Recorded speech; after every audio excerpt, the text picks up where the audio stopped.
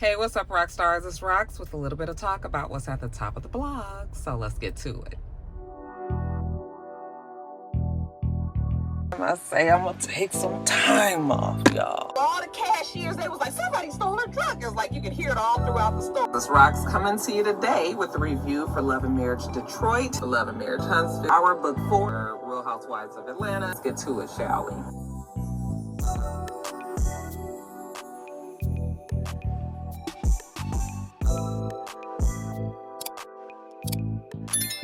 You guys, first story up. I'm just gonna tell you guys in the order that I wrote my notes. It doesn't really have order of importance. I usually try to do it that way, but we're not doing it that way today. Okay, first story up, you guys. Katori Hall versus Nikki Gilbert. Actually, it was Nikki Gilbert against Katori Hall, Lionsgate Studios. I believe it was Stars, the network as well. She was suing all of them because, remember, she was always maintaining that Katori and the studio and the network had stolen her intellectual property, basically. Her play that she had written called Soul Kittens. I think she said that came out, I don't know, did I put it in my notes? I don't know exactly when this play came out, but Nikki Gilbert apparently had written a play that she said very closely resembled what P-Valley ended up putting out in 2020 onto the Stars network. Katori was always saying that no, she did not, well, at the beginning when all this was getting cooked up, when Nikki kept on claiming that they had stolen it, Katori did say that this was her original work and that she had never read any of Nikki Gilbert's play. She hadn't seen the play. And no, in her opinion, it did not closely resemble.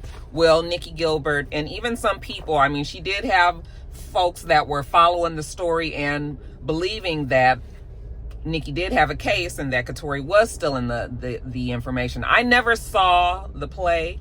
Some of you guys did say, yeah, Roxanne, it did kind of resemble P-Valley. And then many of you also said, no, Roxanne, it was absolutely no comparison of the two.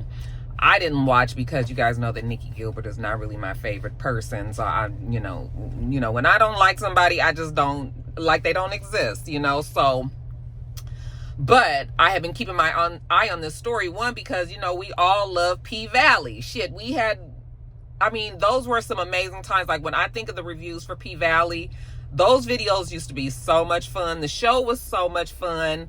And it had, the momentum was just everything. We could not wait for the new seasons to come out, and for those first 2 seasons, they really did make sure that they put the schedule, put the show out on time, so that it kept our interest and everything. Well, after the during season 2 is when we found out that Nikki was actually going to sue about this. And that happened right in the middle, I feel like, when we were watching season 2. And then after season 2 ended, then we never saw P-Valley again. Okay. They were trying to say that it was coming back, but it was feeling like it was in limbo. Then we started seeing a lot of the other, a lot of the cast members from the show, like the Stars, we started seeing them working on other shows and other movies and going on to do other projects. So then we were starting to feel like, oh shit, this looked like this ain't gonna happen. Even if they do finally get back to recording together, now it's gonna be a issue of matching everybody's schedules and making sure that everybody can do it, So we were starting to lose hope, and then that lawsuit just seemed like it was a pain in the puss for Katori. And next thing we know, P-Valley has never come back. It's been how many years now? At least 3 years. Yeah, she's been fighting quietly with Nikki Gilbert and her lawyers. Katori has been fighting against this lawsuit. They pretty much went dark. Like, we didn't hear nothing. It was quiet, and it was just like, what the fuck happened to P-Valley, Well, it was a victim of all this lawsuit shit. So basically, Nikki Gilbert, she was told I didn't get like the particulars, but she basically was told that she had a case, that a judge here in Georgia said that she had a case, and that she could continue on this fight to try to sue. So she took it all as far as she could go, which was up to the Supreme Court, you guys, the highest court in the land. and it made it there, and that is where they said that, girl, you don't have a case. This is not resembling the other show, and basically that's it.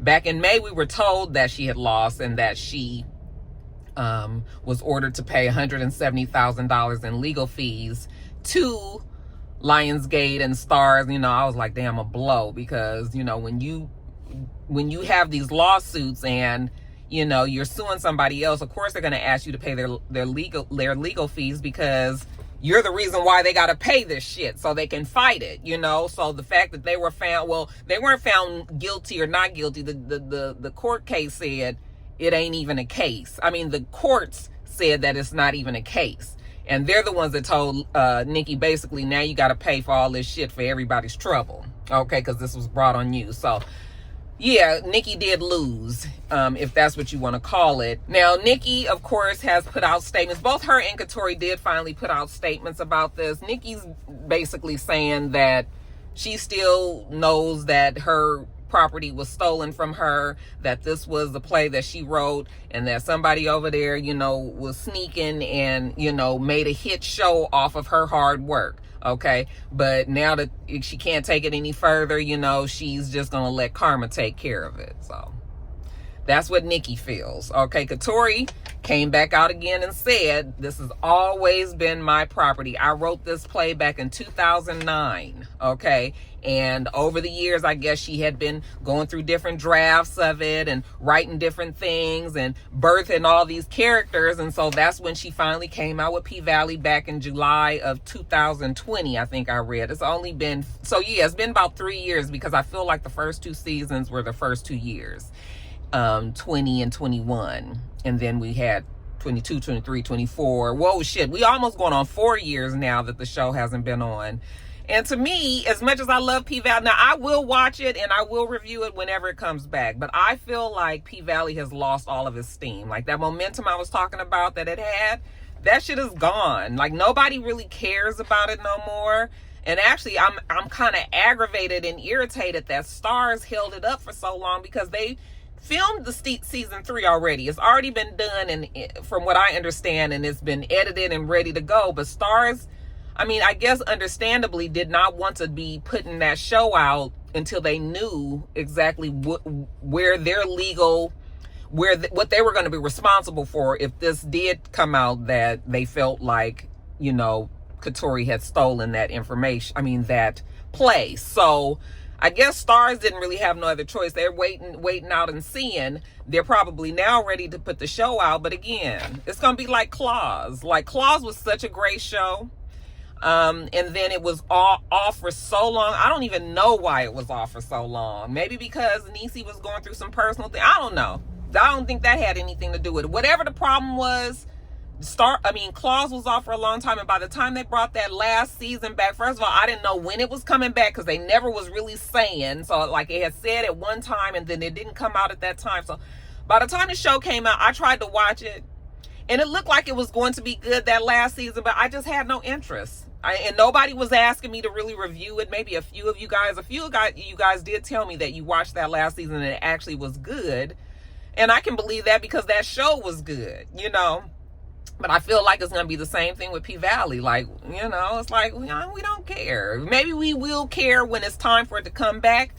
But I can't help thinking that they probably lost a lot of people in this whole thing too. And that's too bad for Katori.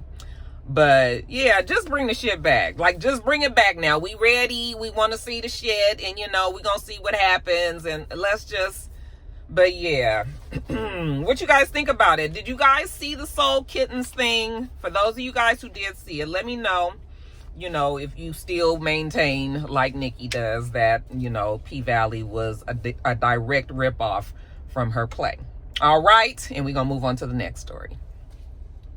All right, you guys, I have a Kyren Lacey update. I don't know if I even talked about Kyren Lacey ever before, but I'm going to update you guys on what was going on. So you guys know that Kyren Lacey killed himself back in April of this year, I believe, after he was they're saying that he was distraught over the fact that he was being blamed for causing like this multi-pile up deadly crash. You know, some people had, I think one person died, maybe one or two people. I'm sorry, I don't remember for a fact. But in Louisiana, in, what was the parish? I'm not going to mess up the word. I should have asked Mr. how you say this. Lafouche. I'm sorry, you guys, just give me a break on it. But you know, the Lafouche parish, he was on the highway. They say that he was on Highway 20, which is a street, but it's like a highway. You know how they have state routes, they have they're actually highway numbers, but they also have a street name. I don't know what the street name was, but anyway, they always told us that he was a football player too at one of the colleges, but they told us that he was the cause of this crash. And I guess the pressures of, you know, and the guiltiness or the feeling of guilt or whatever behind these people dying, you know, he couldn't handle it anymore and he committed suicide. Well, now the police have released the video of the accident scene, and the lawyer that represented you know, the young man who killed himself. He's saying that the police never tried to, the police always like pinned it on the young guy. What is his name? Just that fact. Kyren. They said that the lawyer said that the police just pinned it on him and never really observed the video or even made the video known to people to see that he actually didn't hit anybody. Okay, so now they've released this video and we can see that, I couldn't even still see it closely, but I was looking on my phone. But you can see he was in this green Charger and he was speeding down the street. However, at some point they're saying that he slammed on his brakes and that he did not actually hit anybody. He stopped, the lawyer is saying, 70 yards behind all of the pileup and everything. The police are saying, yeah, that's true. He did stop behind the pileup. However, the way that he was driving so erratically and cutting through the traffic, because you can see him doing that on the video, that they're saying that he caused the reaction that everybody now trying to compensate for him flying down the way, even though he stopped. They didn't know he was stopping. They see this man barreling down the street. And so the police are still saying, yeah, he still caused all that. But the attorney is trying to say, no, that is not true. He did not cause all that. He stopped and then he went around everybody and then he kept on going. Okay, because he was charged, I think, with a hit and run. But yeah, the police are saying he still has culpability in the matter, even if he did not hit one car. And I don't know, you guys, the story is sad, but I kind of feel like that's probably true. Like, you know, even you can see somebody like come flying towards you, you know, you might overcompensate trying to do what you're trying to do, get out of their way and end up hitting somebody else. So like that person still is the original person that caused the accident, you know. It's still a very sad story to hear that kid killed himself. But yeah, that's pretty much it to that story. That's the update. The lawyer is fighting for him though, even in his death. And so I guess if we know any more about that story, I'll let you guys know. Okay, next story up. Well, we can talk about the government shutdown we talked about it last week. Last week was when it first started. This week we've been in it now 8-9 days into the government shutdown. They had already warned that if the shutdown went further than 7 days or 8 days, that they were going to have to start furloughing some people. Well, they knew that was going to happen because the Democrats was just like, we ain't got nothing to do with what you guys decided to do. Y'all shut this shit down. Okay, so they'll keep on saying it's the Democrats. I hope and I think that everybody realizes that it's not really the Democrats. All right, but anyway, the sad thing about this is, like I told you guys last week, is that while these political enemies fight back and forth, you got real people with real jobs and real families and real bills, okay, that are now not going to be getting paid because of this damn hissy fit and this fight between the two parties. And really, it's not really a fight. It's just that the Republicans want to take away health care. And there has to be some sort of stand somewhere. I don't know. This really messes it up for everybody. But I think that, again, this is what the Republicans want in the long run, because I keep telling you, they're trying to get us to a dictatorship. Okay, so they just breaking shit down. People now like gonna have money. because they are furloughing people. I just read that the IRS, just out of 75,000 employees at the IRS, they have furloughed half of their staff, 50%. So somewhere around 34,000 people are now not getting paid. At least they don't think that they are. They said that it's so much chaos and confusion. Nobody knows nothing. They said that the higher ups are telling the people that are working there, they're telling them, like, don't worry about what's being said, just keep working. Excuse me?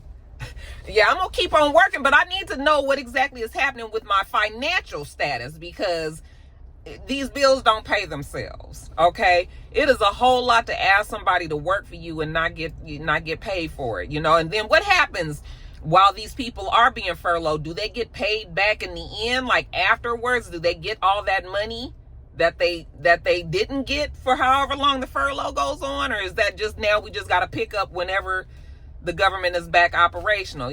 That's awful. And I know that people that work for the federal government are starting to rethink these jobs. Like, at one time, federal jobs were the jobs to have. That's where you got the stability. Like, you knew that you was going to be there and you had a job. I mean, you really had to fuck up monumentally to get out of a federal government job, and those were the ones that people wanted, had good benefits and all that. Now, we had a furlough. I know since I've been doing Top of the Blogs, I remember talking about a furlough at least in the last 15 years that I've been doing this. So that happens too much. Okay. Anytime you ain't getting paid, that's too much fucking happening. Okay. So I feel bad for the federal workers. People have been asking me, like, Roxanne, does that affect you? And I keep telling you guys, I don't work for federal government. I work for the local government.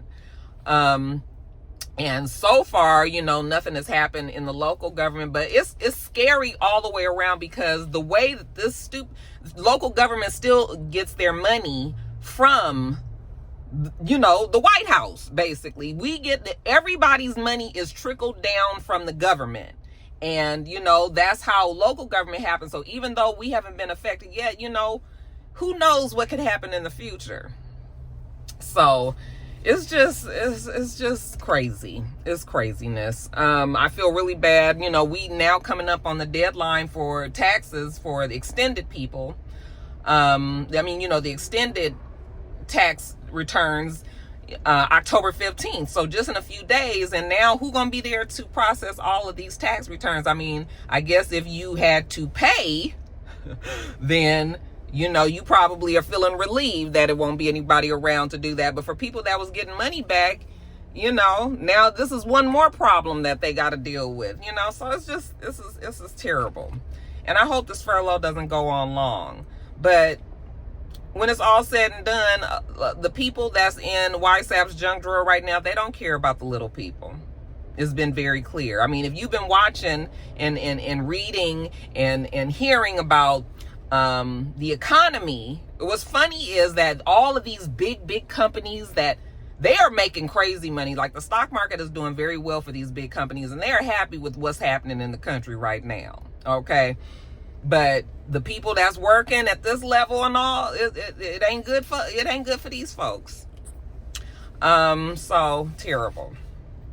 Very, very, very bad. Again, I hope that this furlough doesn't last long for you, federal workers. Okay, you guys keep your head up, and hopefully, this too shall soon pass. Okay, let's move on to the next story. Derrick Groves was found. You guys know who that is, right? He was the last of the 10 inmates that had escaped out of the New Orleans Parish Justice Center back in May of this year. You guys remember we saw that they said that one of them or some of them had been working on digging a hole behind the toilet in one of the cells, and the guards and shit never knew. I guess they were able to block it with the toilet. The guards never knew. And then one night when everybody was asleep, these 10 inmates climbed through the hole and was able to get outside of the jail, scaled the fence, and was on the run. Now, they were immediately able to get most of them back, but there were a few that were like on the run and they couldn't find. I think one was gone for like a week, and then there was one that was gone for a few weeks. But this guy, Derrick Groves, was the last one They couldn't find him, but apparently the police have been getting tips that they thought that Derrick Rose was up here in Atlanta. And so they had been, I guess, dealing with the Atlanta police here, and they started like watching, I guess, or looking at, talking to the neighbors and all this shit about where he was. I saw the house on the news. I was like, fuck, I feel like I know where that house is. It looked just like one of these Atlanta houses, but anyway, especially on the south where I live, on the southwest area. But anyway, the neighbor said that he was kind of weird, is what they said on the news last night, that he was sort of strange, and they started like suspecting something. And I guess when the police came around, they was like, oh yeah, that's that nigga right there, you guys. So next thing you know, the police went over there. There was a brief standoff yesterday. They said that he was hiding, he had went into the closet, or he was hiding somewhere. They ended up throwing some smoke bombs in the house, and then I think they sent the dogs in there. Even once the dog get in there, child, you can forget it. All right, you better hope that damn dog don't bite your fucking leg off. So yeah, he gave up and whatever, and they were able to pull him out. And then when they brought him out to the car, did you guys see? He kind of was looking at the cameras, like the paparazzi, the news reporters and everything. They was recording him, and then he looked over at the camera and he went, and I was like, Derrick, don't you be on this fucking TV kissing at me, child. You kind of cute. See, I'm telling you, you guys know Rocky with her drug dealer tendencies. All we had to do was clean him up a little bit. He wasn't bad looking. Anyway, yeah, I don't know why Derrick Rose was in jail or whatever, but they are now taking Derrick back to, Derrick is probably already back in New Orleans, in the Justice Center. And I know that his life is probably going to be pretty miserable, because, when they escaped, I'm sure all of them guys that have escaped, they even poked fun. They had wrote on the wall, LOL, too easy. And, that was like splattered all over the news and shit, and I'm sure that made them guards and shit mad. So I'm sure life is probably real tough for them 10, especially this last one who was gone the longest. They definitely gonna give him the blues. But yeah, all's well that ends well, I guess they say. And he is now back where he belongs, serving out his time, and probably some more added on there. All right, you guys, let's move on to the next story.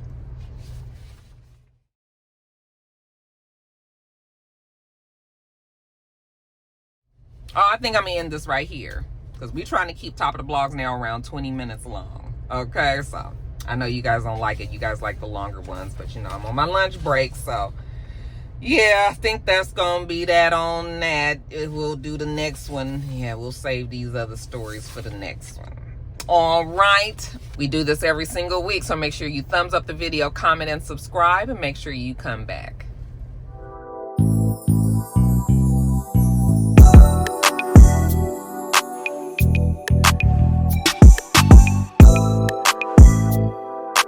Until next time, Roxstars.